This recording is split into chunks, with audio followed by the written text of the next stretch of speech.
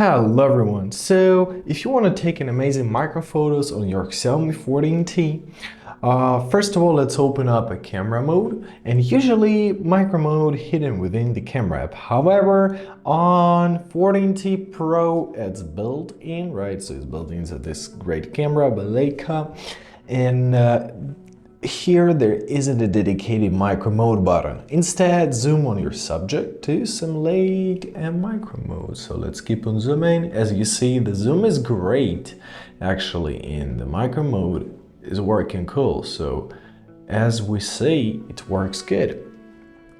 In Pro mode, you'll switch to the Pro mode right here. You can get even a better results. Right, so it will be more stable and you can adjust it within the Pro mode action. So check for additional settings in the camera app. Well, there isn't a separate micro mode. You can find some useful features like auto exposure and so on and so on. And that's it.